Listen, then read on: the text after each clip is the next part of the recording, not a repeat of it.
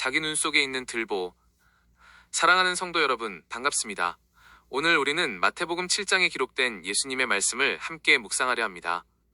예수님의 말씀을 들을 때 우리가 가장 먼저 기억해야 할 것이 있습니다. 예수의 말씀은 바로 예수님의 입에서 직접 흘러나온 말씀입니다. 그리고 이 예수님의 말씀은 오직 사복음서에 기록되어 있습니다.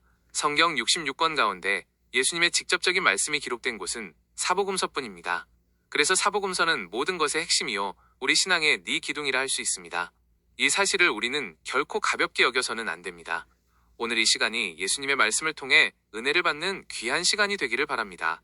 예수님께서 말씀하시기를 비판을 받지 아니하려거든 비판하지 말라. 너희가 비판하는 그 비판으로 너희가 비판을 받을 것이요 너희가 헤아리는 그 헤아림으로 너희도 헤아림을 받을 것이니라. 예수님은 비판하지 말라, 그래야 너희도 비판을 받지 않는다 라고 말씀하셨습니다. 그럼에도 불구하고 우리는 다른 사람의 허물을 보게 되면 곧잘 비판하곤 합니다. 그 당시 사람들의 판단 기준은 구약의 율법이었습니다. 그러나 그 율법을 자기 자신을 돌아보는 데 사용하지 않고 오히려 다른 사람을 판단하는 도구로 삼았습니다. 그래서 다른 사람의 허물이 자기 허물보다 더 크게 보였던 것입니다. 그래서 예수님은 이렇게 말씀하십니다. 어찌하여 형제의 눈 속에 있는 티는 보고 네 눈 속에 있는 들보는 깨닫지 못하느냐. 보라, 네 눈 속에 있는 들보가 있는데 어떻게 형제에게 말하기를 내가 네 눈 속에서 티를 빼내리라 하겠느냐. 예수님은 말씀하십니다. 어찌하여 네 형제의 눈 속에 있는 티는 보면서 정작 네 눈 속의 들보는 보지 못하느냐. 사실 자기 상태를 가장 잘 아는 사람은 자기 자신입니다. 예수님은 명령하십니다. 먼저 네 눈 속의 들보를 빼내라. 티와 들보 중 어느 쪽이 더 크겠습니까? 물론 들보입니다. 그러나 사람들은 정작 자기 속의 들보보다 남의 티를 더 크게 보는 법입니다. 예수님은 말씀하십니다. 먼저 내 속에 있는 들보를 제하라. 이 들보는 개인의 허물을 의미할 수도 있지만 유대인들에게 있어서 이 들보는 바로 구약의 율법 그 자체였습니다. 예수님은 그들에게 그 무거운 짐을 내려놓으라고 하신 것입니다. 그러나 자기 속의 들보를 빼내는 일은 결코 쉽지 않습니다.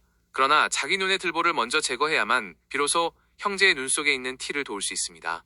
예수님의 참된 제자가 된다는 것은 바로 이 말씀을 통해 자기 자신을 새롭게 하는 과정입니다. 하나님의 나라가 이 땅에 이루어지려면 그것은 비판과 정죄의 세상이 아니라 축복과 용서와 사랑의 세상이 되어야 합니다.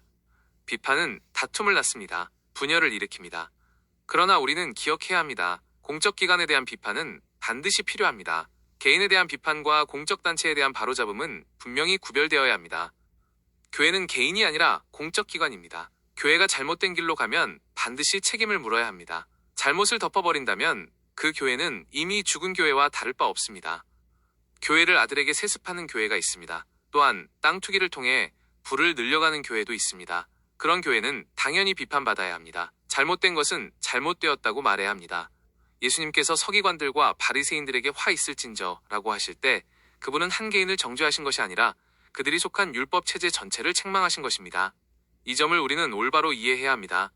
그러므로 오늘의 말씀을 통해 우리는 이렇게 물어야 합니다. 우리 속의 들보는 무엇인가? 형식적인 신앙, 외식적인 신앙, 이런 것들은 반드시 제거되어야 합니다. 그런 것들은 사람 앞에서 보이기 위한 것일 뿐입니다. 우리는 예수님의 말씀으로 거듭나야 합니다. 그분의 말씀을 바르게 이해하기 위해 힘써야 합니다. 오늘은 여기까지 말씀을 나누겠습니다.